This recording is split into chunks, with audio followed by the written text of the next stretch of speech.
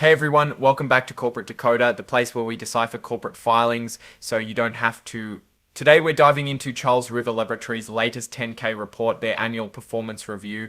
This one's got some twists, think animal supplies, legal battles, and a few financial hiccups. It's more dramatic than a nature documentary, but with spreadsheets.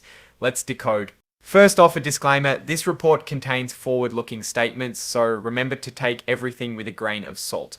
The company is essentially saying, here's what we hope will happen, but a lot could go wrong. Charles River's total revenue hit $4.0 billion for the year. Sounds like a lot, right? But let's see how that number breaks down and if it really is something to celebrate.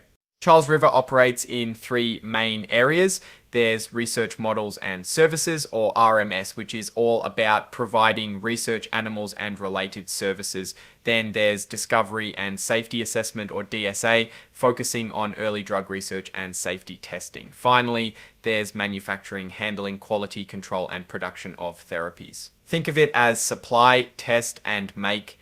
The DSA segment is getting a makeover, unifying its sales and scientific expertise for a smoother client experience. In simpler terms, they're trying to make it easier for drug companies to outsource their research. The manufacturing solutions segment is divided into microbial solutions and biologic solutions. Microbial solutions is a rapid and efficient testing platform. Biologic solutions provides testing for manufacturing, and they are experts in cell and gene therapy. The company wants to boost profits, cut costs, and increase shareholder value. They are doing this through better sales strategies, restructuring, and careful spending. Backlog, which represents future revenue from contracted projects, isn't always a reliable indicator of future performance. Projects can get delayed, cancelled, or changed. So take those backlog numbers with a grain of salt. The company is heavily regulated. They must comply with animal welfare laws, safety regulations, and data privacy rules. Failing to do so can result in fines and penalties. The Animal Welfare Act, for instance, sets standards for the care of research animals. The company, like many others, faces cybersecurity threats. Unauthorized parties could try to steal data or disrupt their systems. A breach could lead to major problems, including losing client contracts and damaging their reputation. The market value of the company's stock held by non-affiliates was about $10.6 billion last June. There were around 51.1 million shares outstanding as of late January this year. The company has some ongoing legal and regulatory issues. They received a grand jury subpoena and are under investigation by the Department of Justice and the Fish and Wildlife Service related to shipments of non-human primates from Cambodia. There's also a securities class action lawsuit alleging that the company made misleading disclosures about its primate sourcing practices. And derivative lawsuits from stockholders are currently stayed, awaiting news from the appeal process. The company cares about keeping its employees happy and engaged. They want a culture of trust, accountability, and respect. Hiring and keeping skilled workers in a competitive market is vital to the company's growth. Goodwill is an asset that represents the value of a company's brand and reputation. The goodwill of the Biologic Solutions reporting unit was impaired, reduced in value, resulting in a $215.0 million charge. A triggering event such as loss of a client caused concern that the estimated forecast will not be hit. As a global company, Charles River faces risks from currency exchange rates. Fluctuations can reduce revenue and cash flow.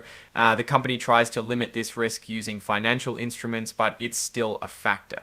The company depends on a limited international source of supply for research models, including non-human primates.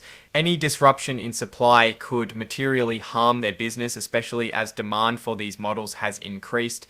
The industries in which Charles River operates are highly competitive. They face competition from other companies as well as internal departments within their larger clients.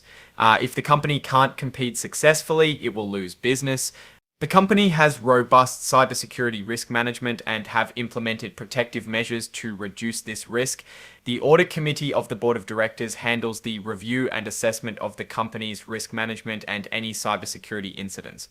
Charles River's board of directors authorized a stock repurchase program. The authorization fully replaced a prior stock repurchase authorization. This gives some capital back to shareholders to enhance value. Now, for my take, Charles River is a complex business operating in a vital but challenging industry. Their strength lies in their broad service offerings, global presence, and commitment to quality. However, they face some notable headwinds. The legal issues surrounding primate sourcing create uncertainty, and the current economic environment is impacting clients' spending. I am also concerned about the financial health of their CDMO division, having written down $215 million in goodwill. That's a lot. The market is changing rapidly, and CDMO is highly competitive. From a valuation standpoint, Charles River is a mixed bag. The stock isn't cheap, but its essential role in drug development suggests it isn't outrageously priced. So I am going to say a reasonable price range would be $195, $205, with a slight bullish bias given their existing business strength. If you found this breakdown helpful, please subscribe to Corporate Decoder so you don't miss our next deep dive.